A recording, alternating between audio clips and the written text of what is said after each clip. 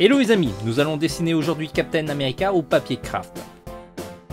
Pour ce dessin, j'ai besoin d'un carnet de papier craft, d'un crayon, d'une gomme, éventuellement une gomme de précision, un pinceau calligraphique, quelques crayons de couleur et enfin un roller gel blanc. On commence par réaliser le dessin. Je dessine un rond pour schématiser le visage, puis je l'allonge pour avoir la forme du menton et puis je détaille petit à petit le dessin. Alors ce dessin est basé sur une affiche de Captain America Civil Wars. Je l'ai un peu adapté parce que mon style est un peu plus manga ou animé.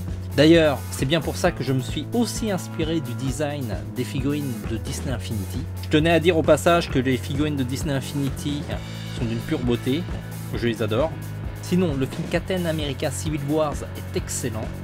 Il y a vraiment un très bon équilibre au niveau du scénario et de la place de chacun des personnages. Le film est encore à l'affiche, donc allez le voir, il n'y a que du bon. Au moment où je vous parle, j'ai déjà fait d'autres dessins de Civil Wars. Il y aura prochainement Iron Man et le soldat d'hiver. Les dessins de profil sont des dessins assez simples à faire, mais plutôt efficaces. Pensez à vous entraîner à dessiner des visages sous cet angle. Une fois le croquis fini, je réalise les contours au pinceau calligraphique. Alors ce n'est pas l'outil le plus simple à maîtriser. Je l'ai choisi parce que je voulais avoir un trait qui a du caractère et les imperfections du pinceau calligraphique donnent plus de force au dessin. Le pinceau calligraphique que j'utilise est de la marque Pentel. Ils sont hyper réputés en la matière. Dans la vidéo, j'utilise le Pocket Brush. C'est le plus cher modèle de Pentel en Europe. Il est beau, élégant et hyper efficace. Sinon, moins cher et tout aussi efficace, il y a le Color Brush de Pentel aussi.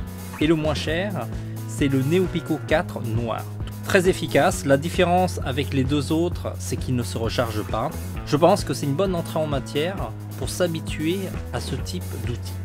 Une fois le dessin fini, je gomme. En général, il vaut mieux éviter d'utiliser la gomme de précision. La bonne vieille gomme est beaucoup plus efficace. Gommer délicatement sans trop appuyer, car le papier craft est quand même un papier fragile. La colorisation se fait au crayon de couleur de la gamme Beaux-Arts. Alors c'est hyper important pour la qualité des pigments. Alors, il existe deux gammes dans notre boutique, c'est les Polychromos de Faber-Castell et les Polycolor. D'ailleurs dans mes vidéos je suis pas très soigneux, je colorie un peu à la va-vite et vous pouvez voir que les couleurs sont bien présentes. Quand on colorie avec une gamme supérieure de crayons de couleur, c'est toujours un peu plus facile. Je termine le dessin par rehausser la lumière avec un crayon blanc. Alors là c'est hyper important que ça doit être de la gamme Beaux-Arts. Puis avec un roller gel, je fais un cernage et des petites touches de lumière.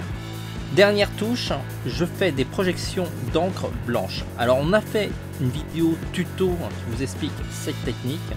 Vous pouvez cliquer sur le cadre pour être redirigé sur cette leçon. Merci les amis d'être de plus en plus nombreux sur notre chaîne et sur notre site.